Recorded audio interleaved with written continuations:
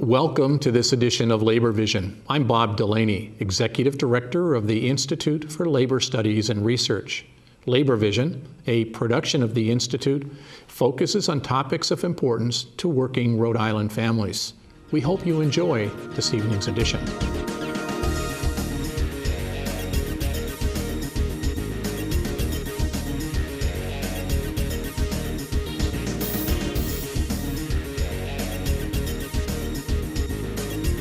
Thank you for joining us for this edition of Labor Vision, where we bring the General Assembly right into your living room. My name is James Parisi. I'm a field rep with the Rhode Island Federation of Teachers and Health Professionals, and I'm your host this evening. This evening, we're going to continue our series of brief talks with labor leaders who are outlining their legislative agendas for the 2014 session of the Rhode Island General Assembly, and I'm glad to have with us Jim Riley. Jim, thanks for joining us. Happy to be here. So tell us about your union before we start talking about legislation. What do you do there? Who do you represent? Well, we have the United Food and Commercial Workers Union. We're the fourth largest union in the country. We've got about 1.4 million members across the United States and Canada.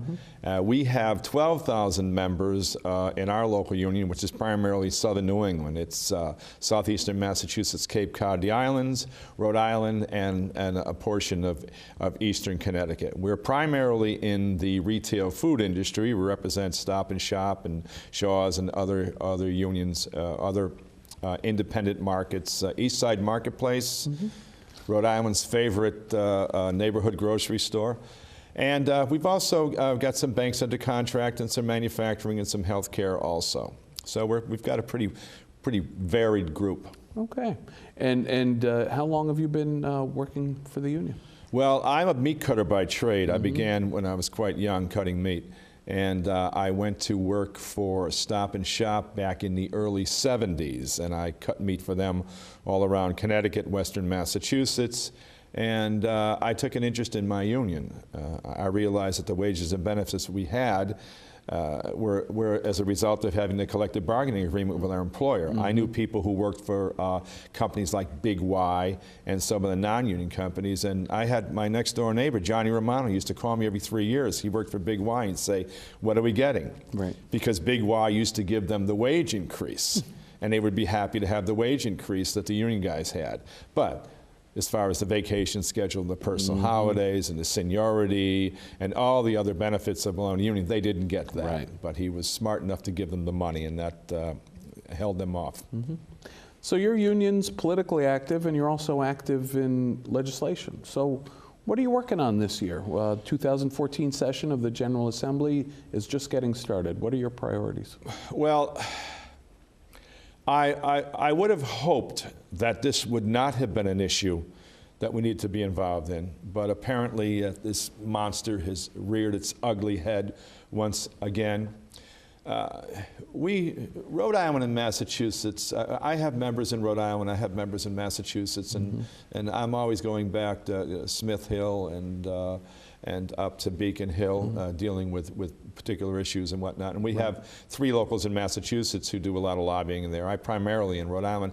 But there's an issue that has come up in Boston at the beginning of the session this year, wherein they're talking about raising the minimum wage again. And part of that package, as far as the speaker is concerned up there, should include a conversation about time and a half on Sunday. We don't even want them to be whispering about that. We try to keep that conversation. It's a very, very important issue to our members. Just to give you a little historical perspective Please. About that. I just celebrated my 64th birthday a couple of days ago. Happy birthday. So I kind of, in a sense, harkened back to a different time. I was born in 1950, and I can remember all through the 50s and the 60s that Sunday was a blessed day. It was a day that was a family day. The only thing that was open up on Sundays in the 50s and 60s were churches and restaurants. And it was a day to spend with the family. But employers knew that because a lot of folks had that day off and had so much sort of, in a sense, leisure time there, that they should spend some of that time buying things from them. So they They slowly pushed to get certain businesses open, and there was still, the blue laws were still in effect, and the blue laws stated that you couldn't, Sunday was a day of rest, and that there would be no sort of business taking place on that day. Right. So we had this problem where people were opening up these stores left and right, and but it was against the law because back when the employers decided they wanted to do this, we fought it and we fought it and we fought it, and then they said, well, look, we'll pay you bonus pay. We'll give bonus pay to all the employees, and this was attractive to our members, but they were doing that all across the United States. They were offering bonus pay to everybody across the United States. But in Rhode Island and Massachusetts, we said, okay, fine. We'll stop this campaign against this on one condition. We're going to send our people over to the State House, and we're going to put a bill together. And that bill is going to make it a condition of the business. If you're doing business in Rhode Island on Sunday, in Massachusetts on Sunday, that is a condition of the law that you pay time and a half on Sunday. In a real way, you were benefiting the non-union retail workers as well as your members by getting everyone through state law time and a half on Sunday. To this day. And you know, we finally got that bill passed, and then we continued to enjoy that benefit for many years. Mm-hmm. But what happened across the United States is they were making these promises to everybody, and slowly but surely, year after year after year, they lost the benefit. Mm-hmm. Now here we are in 2014, and who are the only two states left in the United States that have legislated mandated time and a half on Sunday, or that have any time and a half on Sunday? Mm-hmm. If you're in a particular state that will allow it in certain industries, so be it. But we have the guarantee. We keep it in our contract as a guarantee also. But that's a very, very important issue to us. So if you're working in a grocery store and you're making $10 an hour, you're making $15 an hour on Sunday. And our members, I remember in '76 when they first started doing that, I believe, matter of fact, I went to the library at the State House to check it out. It was '76 when they passed the law and determined what industries, obviously the healthcare industry and the restaurant industry are exempt from that law. Weren't in it. So it's a benefit that our members are like very much. So we want to keep that. And we've been able to do it for a long time. But now there's a conversation going on in Boston where they're tying it to raising the minimum wage, that they may consider altering that benefit. So we've got our folks up there, and they're making sure that the state representatives and the state senators do not entertain that sort of activity. And I'm making sure that down here, the folks don't entertain that situation either. And these elected representatives have something really seriously to think about regarding this issue. It's one thing to raise taxes, car tax, license tax, different things. It's another thing to take money out of people's wallets that they generally are used to earning. This is time and a half on Sunday, and it's not just the union stores. Because of what we did, everybody in the mall. They all make time and a half on Sunday. On Sunday, all the stores all across Rhode Island, they make time and a half on Sunday because of what we put together. Has there been a real threat on this issue here in Rhode Island in the last couple of years, or you think this might be the first time? There has. In the last 10 years or so, Walmart has really picked up their lobbying activities. I mean, they were quiet governmentally for many, many years. They were just growing their business, and then they realized that they needed to get involved, and they've been getting more and more involved. And because we're the only two states left in the United States that have legislated mandated time and a half on Sunday, there are at least 2 lobbyists who represent Walmart in Rhode Island. And there's the Retail Food Association, there's the Chamber of Commerce, there's the, pro-business lobbies who would love to make the cost of business less expensive for the employer, and so they'd like to take away that time. And sure. Walmart, which is a company that basically wages war on its employees and has for many, many years. And how often can you open up the newspaper or listen to the radio, you don't hear that Walmart's screwing their employees here or there, or one thing or another. And they're a very, very big employer. I think they're the second largest employer and corporation in the United States. And they wield a lot of power because money is power, and they've got lots of money. Sure. So they've been sneaking around the State House, kind of softening up some people and trying to see if they can find some folks who feel the same way they do. Right. And you mentioned that the fight in Boston is pairing up minimum wage hike with this. We know that minimum wage is on the table again here in Rhode Island. Yes, it is. It's definitely on the table, and it's on the table everywhere in the United States. It has become a national issue. It's always been sort of an issue here, an issue there, and there are actually some states that don't even pay the national rate, mostly in the South, mostly right-to-work states, states that don't have strong unions. They'll always take advantage of them. So yeah, that's going to be happening here too, and we want to make sure that that's a clean bill and doesn't have any pork here or pork there. Sure. Can't make that a real clean bill. So it's my job to make sure that these members continue to have this wonderful benefit, and I'm hoping that long after I retire, that benefit will still be in place. I don't think that it should ever leave. As long as the chief executive officer of Stop and Shop is on his yacht on Sunday off Barnstable out in Hyannis Bay, then the people working in his stores that are paying for that yacht ought to be able to get time and a half on Sunday. Absolutely great point. Yeah.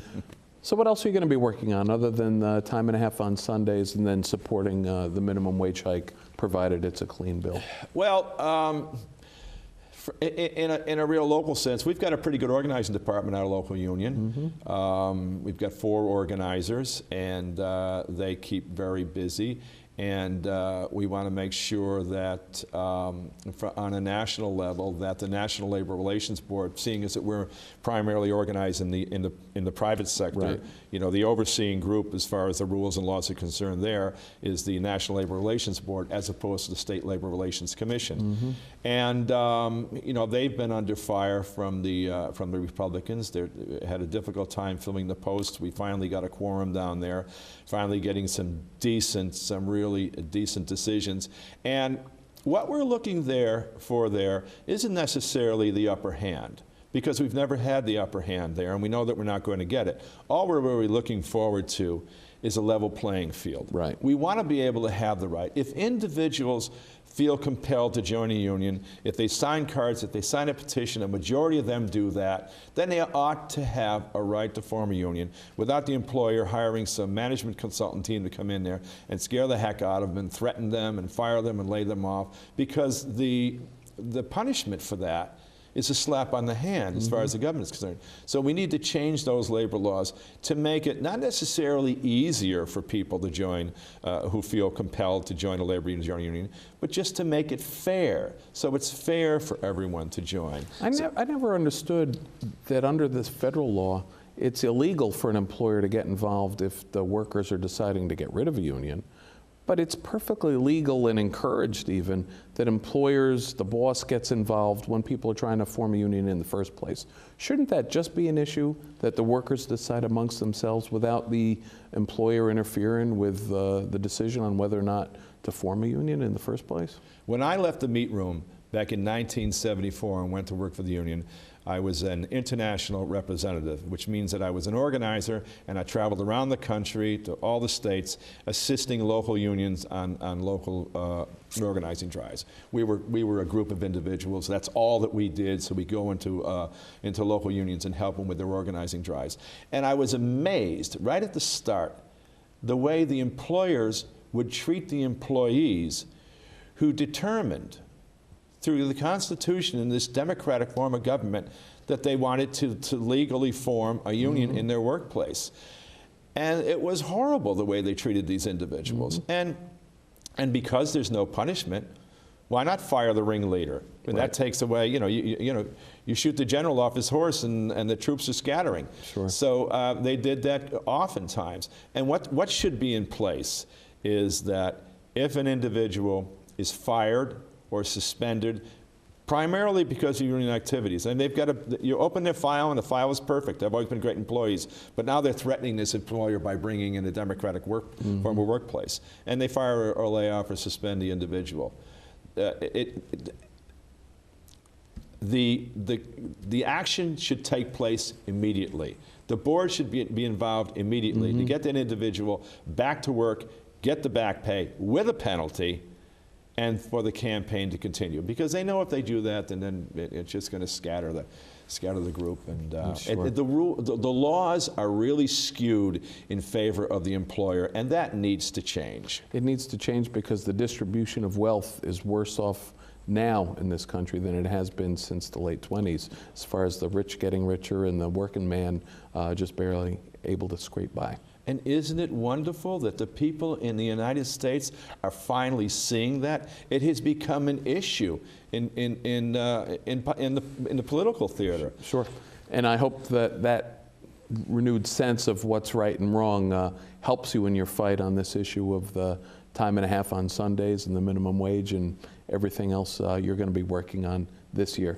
Jim, I appreciate you coming in here. Unfortunately, we're out of time. Perhaps towards the end of the session, I'll have you come back in and you can let us know how things went this year. Hope I give you some great news, too. Appreciate it. Thank you.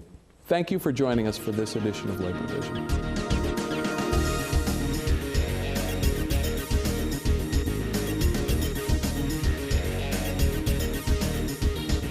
As you're well aware, February is Black History Month across the United States. We at Labor Vision are proud to celebrate this very special occasion. All month long, Labor Vision will provide a series of profiles and highlights focusing on the civil rights movement and the legacy of Dr. Martin Luther King. We hope you are inspired by our Black History series.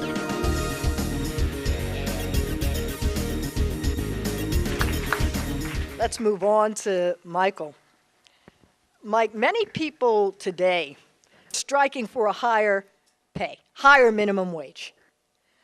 What advancements have been made since then, and what challenges do you still see with this whole issue of wage inequality?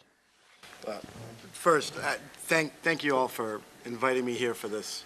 I'm a last-minute substitute, so you'll have to bear with me. And I also want to thank Joe Almeida so much for his help with Ban the Box. It was vital for members of my union and vital for so many people.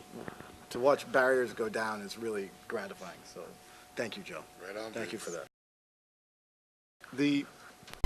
Martin Luther King was leading a poor people's movement, more than a just, if you could say just, a civil rights movement.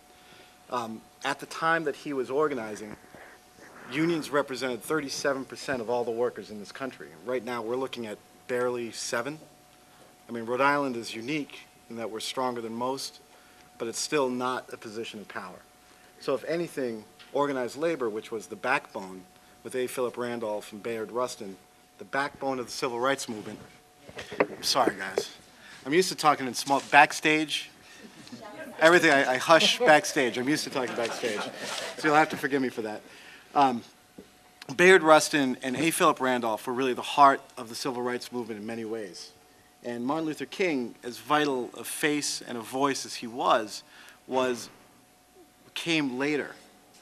And the work of men like Bayard Rustin, in particular, in creative nonviolence and organizing through labor, was really the basis in a lot of ways of the strategy, technique, and tactics of the civil rights movement that came after.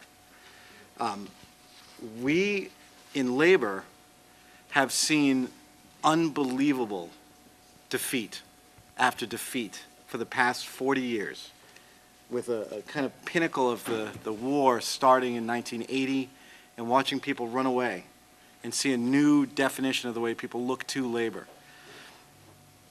We saw institutionalized labor lose sight of its actual vision, which was organizing the unorganized, fighting for justice instead of just wages, and dignity instead of just slightly better conditions.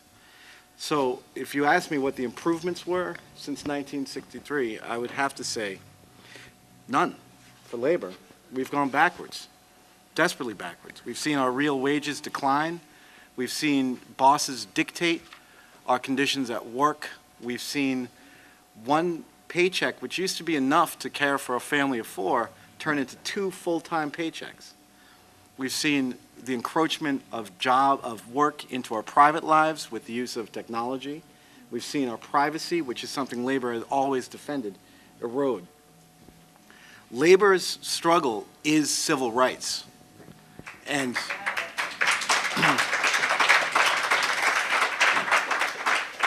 and the fight for economic equality has been labor's struggle since Thomas Powderly in 1860 or 1853. Our fight is one that is going to be multiracial, multi-ethnic, multi-generational.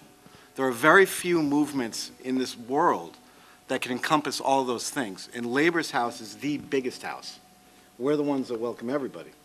So as far as income inequality, we're not going to see a change in that until we see people honestly look at the conditions of their own jobs and look to the conditions of their own people and say that solidarity has to be the overarching feeling when we look out in the world. We can't just say that person could get a better job, because are they out there? Have we seen real jobs show up? We haven't. We haven't seen any development of new jobs. Are we going to say, my job's okay, or thank God I have a job? We can't say that, because it's not God that got you the job. You got that job, and you fight for that job, and that's what we're here to do. So, but moving forward, I do see that we have the opportunity right now. We're on the cusp of a kind of great moment in labor where the older way of doing business, which was business unionism, is kind of falling away. And we're kind of re-embracing the tactics from 80 years ago, which is industrial unionism, where we're seeing a new critique of capitalism every day. It's all came in the criticism of calling Obama a socialist. I don't think anyone Googled socialism so much in that moment. It forced people to reevaluate that, which is amazing. I mean, who knew you'd have an honest conversation about that? The actual critique that labor can do is our critique of moving forward. Capitalism doesn't serve working people. Labor is the barrier between the most evil excesses of capitalism that exists. We're it. We're the last line.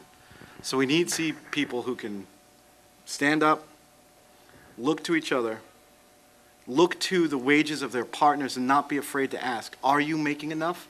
And if the answer is an honest no, then figure out how you together can organize and fix it. That's really all I got. Yes, and thank you. That's so important because one of the AFL-CIO's victories last year was helping there to be an increase in the minimum wage from $7.75 an hour to $8 an hour. But is that a wage that people and families can really live on? No. We all know the answer. I mean, nobody, and also you can't legislate, we can legislate all day with the Harkin-Miller Act, which is going to raise 95 cents a year for the next couple of years until we get to a $15, I'm sorry, not $15. I don't remember the number. 10, thank you, 10 something, an actual wage. But that's still a minimum. That's still what the boss thinks of you, right? I mean, that's no substitute for actual organizing, and that's where a union comes in, is that you could say that this is the floor, and if the boss is holding you on the floor, at some point you have to decide to get up, and that depends on workers and not on legislators. And that's also directly related to the recent fast food strikers. Mm-hmm. You know, they were pushing for a minimum wage of at least $15 an hour. Right. That's why that number just comes up. You know, more than 25 years ago, Dr. King wrote in his book, Where Do We Go From Here? Chaos or Community. There's nothing but a lack of social vision to prevent us from paying an adequate wage to every American worker. Whether a hospital worker, laundry worker, maid, or day laborer, what are some of the ways that we who are here today can support the movement for a higher minimum wage and wage equity in Rhode Island? Well, first, obviously, because there's a bill that's going to be pending that's going to raise wages, our minimum wage, contact your legislator. Hold their feet to the fire about this. Make sure that we do raise the floor a little bit. $8 is not a lot of money. You know, it's not going to get very far. What we do as workers and as citizens is we find, if we're a worker, we go out and we find the union that would represent us. If there isn't one, we make one. And then you do something that a friend of mine said, an old man that I grew up with in New York, old guy, said, act as if. That's kind of the key to organizing, is that if you're going to work for a union or you're going to work to organize, you have to act as if we've already achieved it. You have to act as if that the boss is afraid of you, and the boss will be negotiating a contract from a position of weakness, not strength. You have to act as if you are more in control of your life. What we do as citizens and workers is we have to believe in our civil life, which means we look to our neighbors, and we have to make sure that they're doing as well as we are. And if we're not doing well, then you can assume that they're not doing well. And that means we all have to lift each other up, and that's the job of labor, and that's where we're at right now. So all of us right now, as soon as this ends, we should make sure that we sign up with a labor organization that can help steer you in a direction to be active in the fight for a higher minimum wage, as well as a fight for fast food workers, and for contact about other workers' struggles around the state. Renaissance Hotel right now has been going on a 10-month struggle, and we should remember that those people have been on the picket line every Wednesday for 9 months. This is an employer that caused miscarriages, has a huge tax credit. What we can do, march the line when we see it. We don't cross picket lines. We swear to each other that we won't cross picket lines. And we can support each other when we see people struggling. That's what Mike, thank you so much.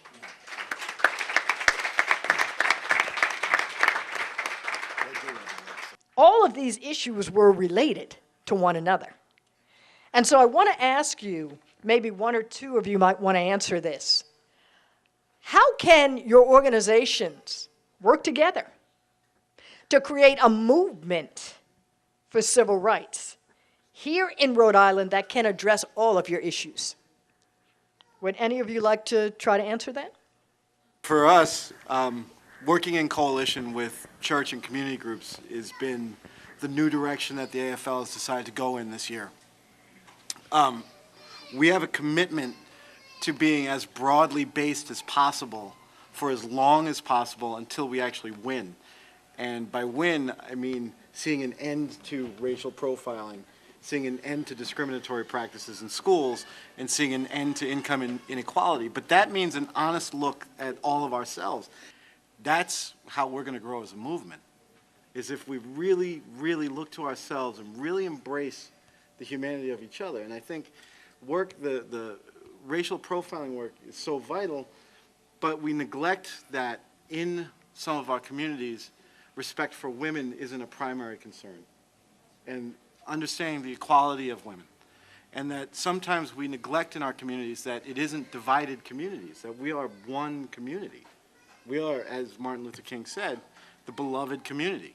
And it's time for us to act like it. So why don't we commit today to say that we are going to look inwardly and reject the militarism that has become so natural for ourselves, and reject the language that we use when we refer to each other as animals, and not call each other dogs or bitches or cattle or bucks. We're human beings. Animals are led to slaughter. Human beings stand up with dignity. And that's what labor does. And that's what the civil rights movement does. And that's what we need to commit to right now. So as far as working together, my door is open. And I will answer every phone call. I will go to whatever workplace, even if you're not a stagehand, I will go to your restaurant, and I'll go there, and I will sit with you if you're afraid to talk to your boss. And I know Joe will. And I know you will. I know that everyone in this room, it's a room full of some of the most aggressive organizers I've ever seen. We should be out there every day. Yes. Thank you for joining us for this edition of Labor Vision. We appreciate your input and encourage your comments. Labor Vision can be seen on this channel 3 times each week: Tuesday at 7 p.m., Thursday at 8 p.m., and Saturday at 5 p.m.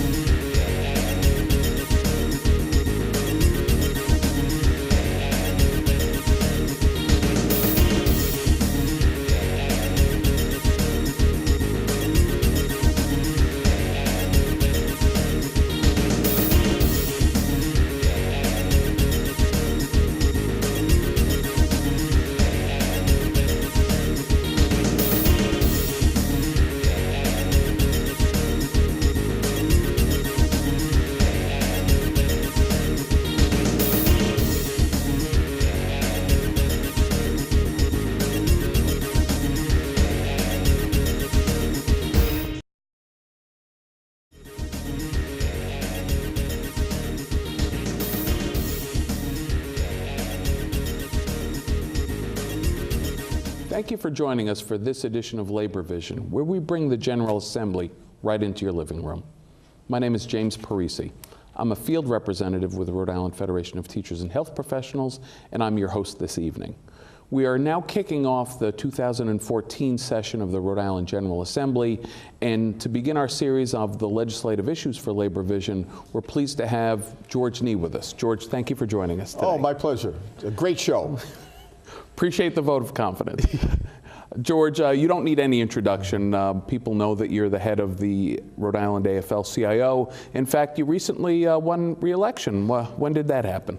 We had our constitutional convention in October, and I ran for re-election, and I'm honored to have received the unanimous support of the delegates from the 250 local unions that are make up the Rhode Island AFL-CIO, and Maureen Martin, our secretary-treasurer, who's a field rep for the Rhode Island Federation of Teachers and Health Professionals, was also reelected. So it's a vote of confidence. I appreciate it very much, and our job is to continue the fight for the working men and women of the state. Yeah. I think most of our viewers probably have no idea how one gets to be a head of a labor union or the head of the AFL-CIO. It's real important to remind everyone we're a democracy, and you run for election on a regular cycle just like all of our local union leaders do. That's correct. We, our affiliates, again, there's 250 local unions, probably representing about 30 or 40 different international unions.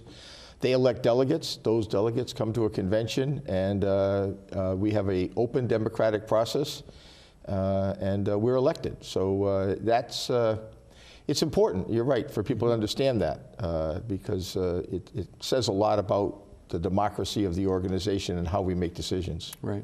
And this is one of the first conventions I've missed in 20 years. I had a daughter's wedding reception. Well, you made the right decision.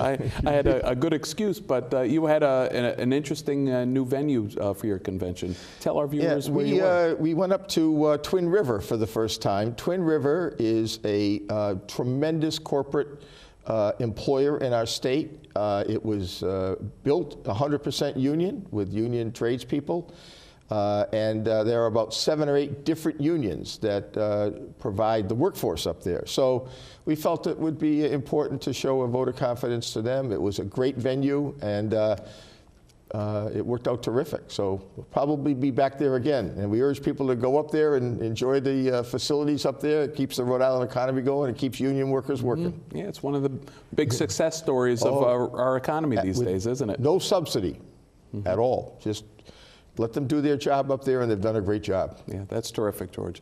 So before we talk about what your agenda and labor's agenda is for the 2014 year, why don't you give us a couple of minute recap on what was the good and the bad and the ugly from the 2013 session? It was a pretty good year for the labor movement, I would say, given over the last 4 or 5 years, we made a pretty good rebound. We're very proud that we were a major force in an increase in our state's minimum wage.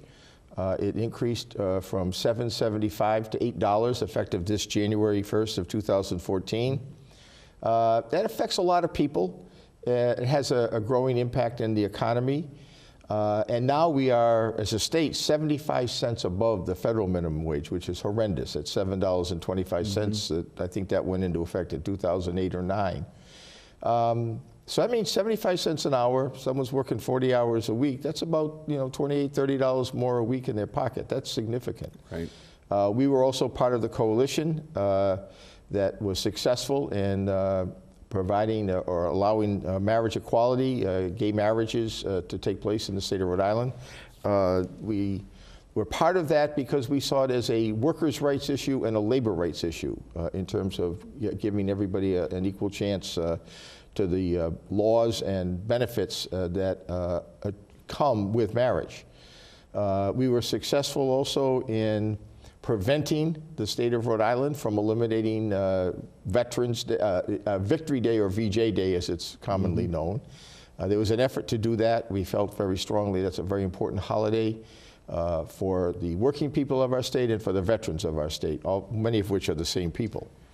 The state also reinstituted the historic tax preservation tax breaks, which we feel are critical to sort of getting economic development going in the state of Rhode Island, but with a provision now for the first time that any project over $10 million $10 million in scope would have to have an apprenticeship program attached to it, a bona fide apprenticeship program, which will allow for the training and education of our the workforce of the future.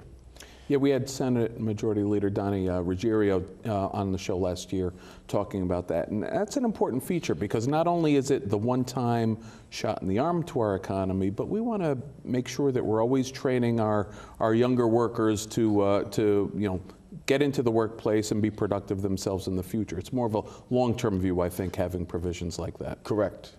On the sort of the negative side, the state, after many, many years, finally enacted a provision to allow employers to pay workers biweekly. However, there was an amendment to that, or a part of the bill that passed, still allows for union members to maintain weekly pay unless they bargain it away. So we do have the protection for the union workforce. We believe it was bad legislation for everybody, but at least the union workers were protected. George, I've heard you testify on that for dozens of times. I always like the idea about the one paycheck a year strategy. Yeah, we were always open to compromise. You know, we'll get paid weekly, but as long as it's, paid once a year, but as long as it's in advance. Yeah. They never bought that argument. Yeah, go figure. We were again very disappointed that the legislature did not pass a meaningful definition of an employee as opposed to an independent contractor. Once again, that passed the Senate, got hung up in the House. We believe that will be successful this year, but once again, it was a little bit of a disappointment.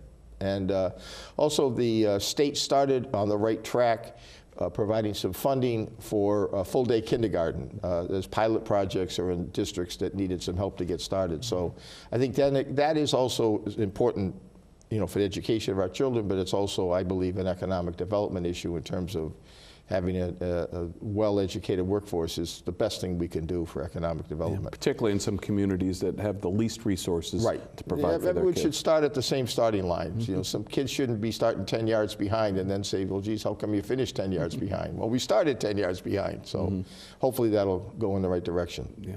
And then finally, that issue of child care workers? The child care workers, this was very significant. The state of Rhode Island has allowed for the unionization of child care workers.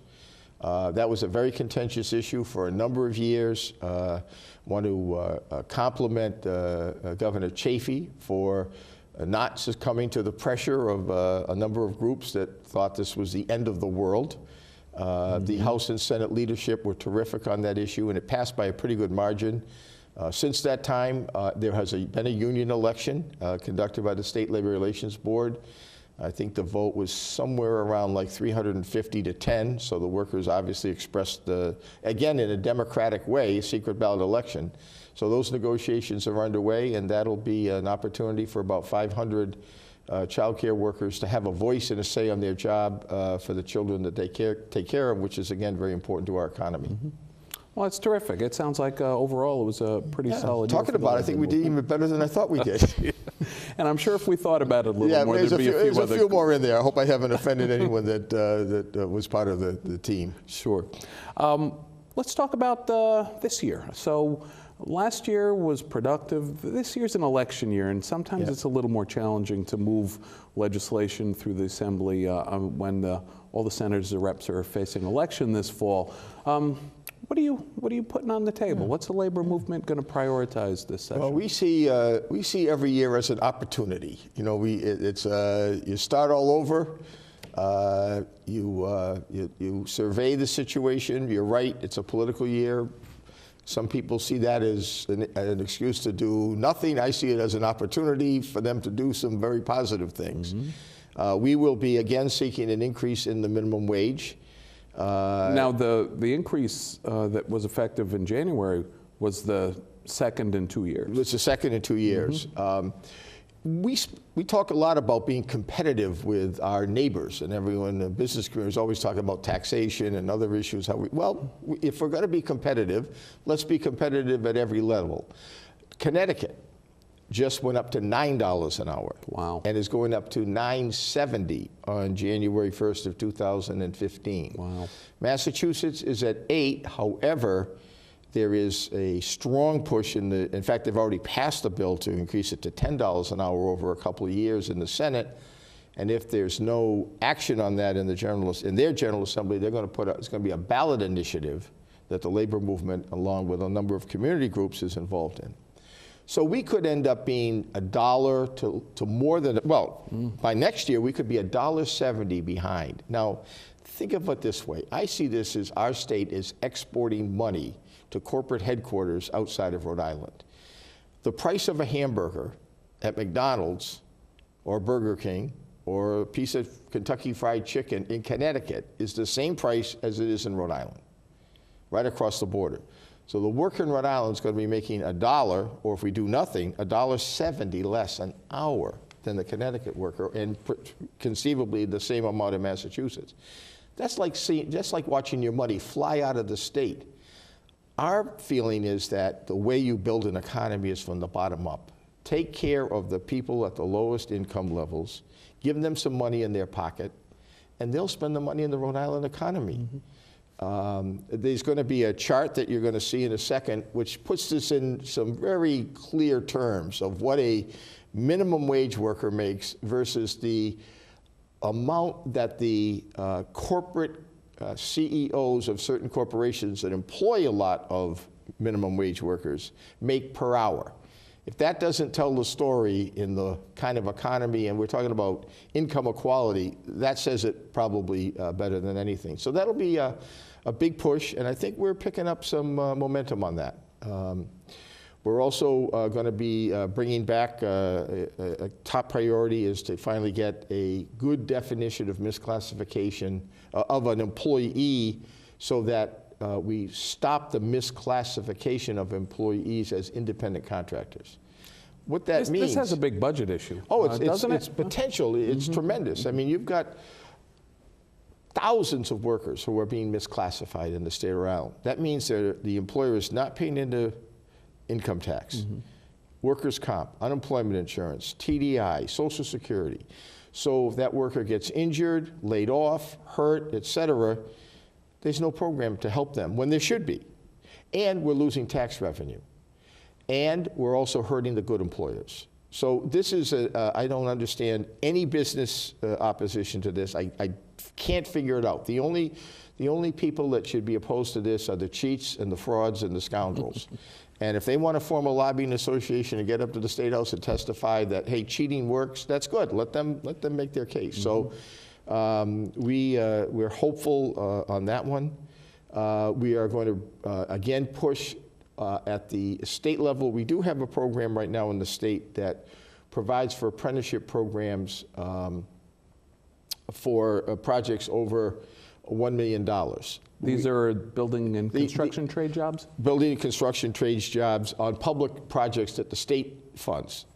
We want to expand that to specify that it would apply to all quasi-publics, all state projects, the quasi-publics in addition to the state project, but there would be a criteria that at least 15% of the hours on those projects would go to apprentices, similar to what we've done with Building Futures with a lot of memorandums of understanding with some cities and with Brown and other places. So we're training the workforce of the future in addition to enhancing our public infrastructure. Yeah. Give our viewers a sense on what these quasi-publics are, because... the Convention Center, the Rhode Island Resource Recovery, the airport, I guess those, the Water Supply Board, I mean... Those are pretty big well, then they do a lot of construction. Right. So so that's an initiative that we'll be pursuing. Just check my notes here for a second. As you move along here, you can't keep everything up in your head. One of the things that we were, again, going to make us a priority is maintaining Victory or VJ Day in the state of Rhode Island.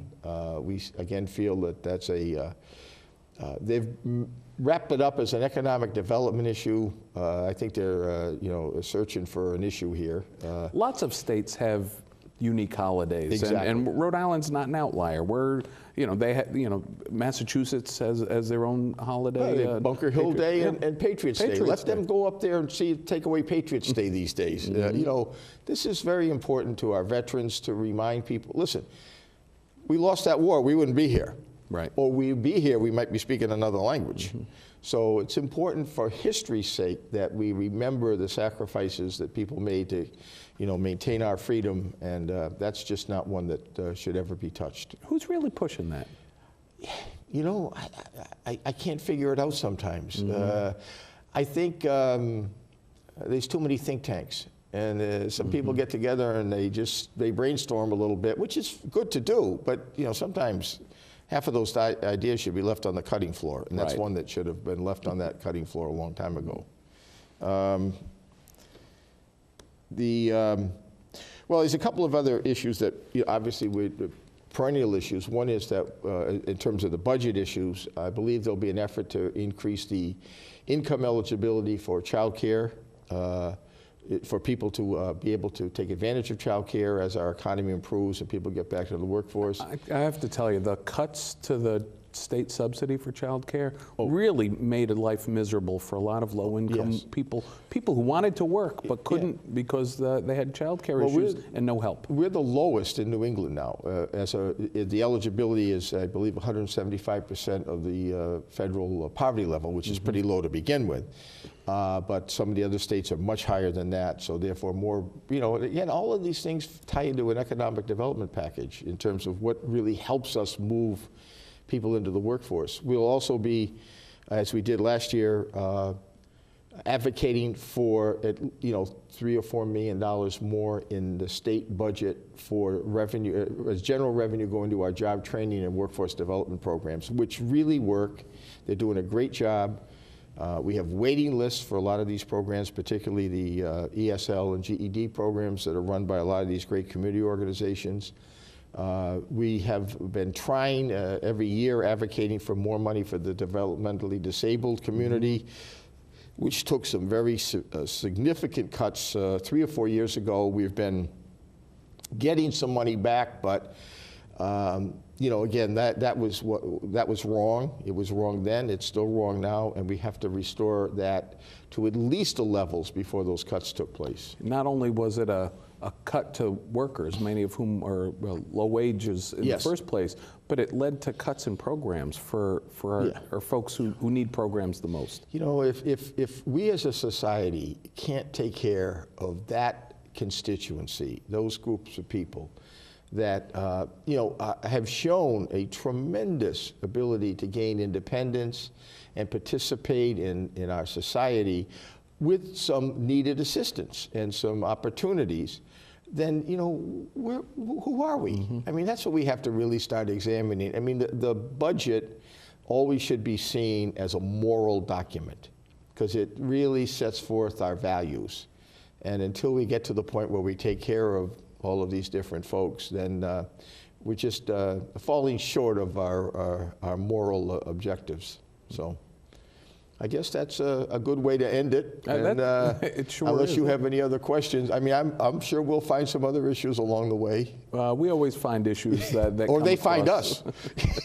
And defense is always something that the labor movement has always held as a high priority in the State House, because lots of bad ideas come flowing downstream that we have to deal with, and we do our best to protect the working people. Well, we participate in this. It's a democratic society, and the labor movement is committed to participate both in the electoral system in terms of getting people elected that support our issues, but also carrying that into the legislative session to make sure that, and again, I guess I'll leave you with one concept. One of my pet peeves over the years has been this special interest label.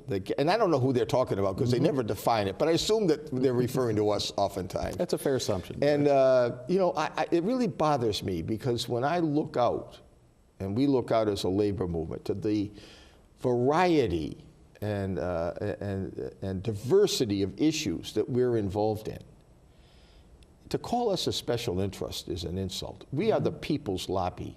When we fight for unemployment insurance and TDI and workers' comp and minimum wage and child care and health care and education, that affects everyone. That doesn't just affect the labor. We are the force that allows this to happen. And thank God that we have the guts to do it. And we're proud to be the people's lobby. Well said, and you speak for not only yourself, but all of us in the labor movement who work day in and day out to make everyone's lives better when we do our work in the State House and everywhere else. George, thank you for your time. Thank you for your coming in here. And thank you for joining us for this edition of Labor Vision, where we bring the General Assembly into your living room. And please tune in over the next several months. We're going to be bringing in other labor leaders, senators and reps who sponsor legislation that is of great interest to working people.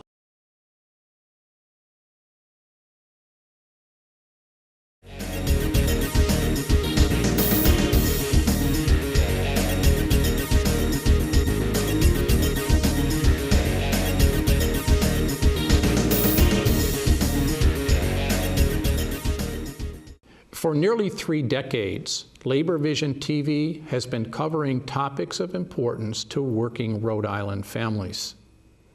When Verizon workers, IBEW Local 2323, provided an information rally to the general public while they were on strike, Labor Vision TV was there to cover that event. When ATU, the Amalgamated Transit Union, Division 618, we're celebrating 100 years of providing quality public transportation to Rhode Island residents. We covered that event as well. Today, we cover issues like kneecap testing and graduation requirements and its impact on Rhode Island students.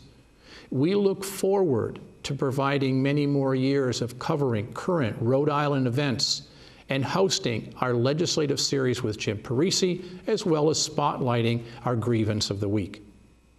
Hi, my name is Jim Riley. I'm Secretary-Treasurer of United Food and Commercial Workers Local 328. And my gripe of the week has to do with the Walmart Corporation, a company that wages war on its own workers. My grievance of the week is the growing inequality in America, especially when it comes to what we pay low-wage workers in the service industry. Thank you for joining us for this edition of Labor Vision, where we bring the General Assembly right into your living room. My name is James Parisi. I'm a field representative with the Rhode Island Federation of Teachers and Health Professionals, and I'm your host this evening. I want to recognize the leaders and the union members who work at Twin River. About 900 union members, as we heard John say, make their living out there and make a good living. Labor's 271, Teamsters 251, Unite Here 217, Plumbers and Pipe Fitters 51, IBEW 99, SEIU 334, and when we have entertainment out there, the Stagehands Local 123. The Block Island Wind Farm project is contemplated as an 8 wind turbine project about 3 miles off of the southeastern coast of Block Island, which would provide about 30 megawatts of electricity to Block Island.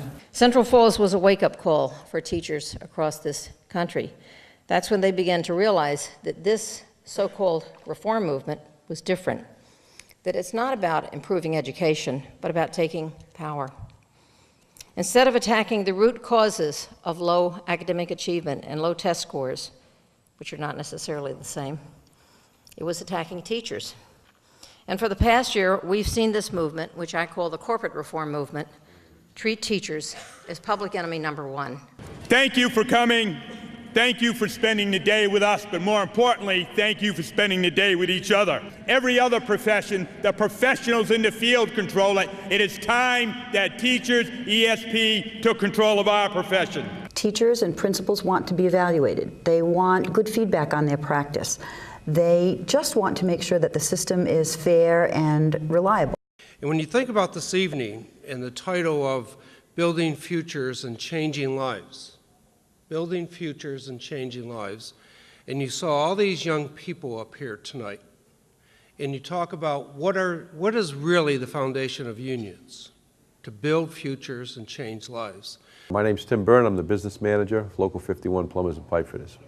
We're at our training facility, and we're hosting a welding event for UA Welding Certification, which is a program that is held in conjunction with the National Certified Pipe Welding Bureau. It really is a safety issue for me. And, you know, I'll argue and debate money issues all day with people. But, you know, in the end, money's a business thing. Some we win, some we lose, and you go on your way. But not when it comes to safety issues. It's real personal to us. And we feel, you know, it's a sad and unabashed truth that almost in the construction, the field of construction, every day in this state, every week, every month, people are cheating. Whether they're cheating a prevailing wage or they're just cheating their employees, it happens all the time. It was obvious in the Providence Journal where Bob Kerr made reference to the fact that Verizon really did something more than just for your members. In a tough economy, in high unemployment situations, your members went on strike for workers' rights. It's as simple as that. History is a great teacher. Now, everyone knows that the labor movement did not diminish the strength of a nation, but enlarged it. By raising the living standards of millions, labor miraculously created a market for industry and lifted the whole nation to undreamed levels of production. The muckrakers came to town to write about what happened. They interviewed one young Italian woman who was an immigrant, and they said, "Why are you on strike?" And she said, "For bread and roses too." Boy, did these people able to encapsulate entire books in one sentence. They were there for bread in order to put food on their table, and the roses represented or were symbolic of all that was good in life: education, entertainment, family life. Why are you on strike? For bread and roses too. The overarching mission of labor has always been to increase the dignity of work. More than wages, more than conditions, it's the dignity of labor. There was a partnership formed with Women and Infants Hospital. That has been a great combination, and also it's good for different health systems to also work together. And then the vision broadened even further by bringing in the community allies in order to have the beginning of what we call an escalator. We've been doing this, like we said, for 20 years, and last year this goes on across the whole country. And I believe last year, throughout the whole country, there was 70.2 million pounds of food collected.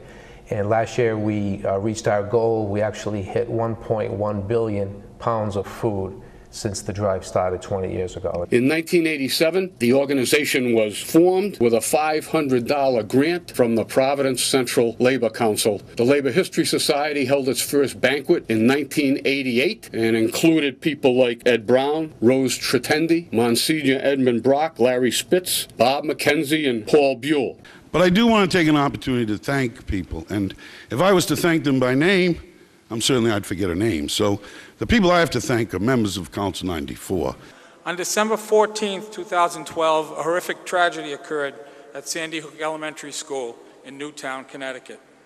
Tonight is an opportunity for the Rhode Island educational community to gather together, its teachers, students, administrators, parents, and supporters everywhere, to memorialize the victims of that tragedy as a show of solidarity with our colleagues. Hi, I'm Patrick Quinn. I'm with 1199 New England Healthcare Employees Union. We're here.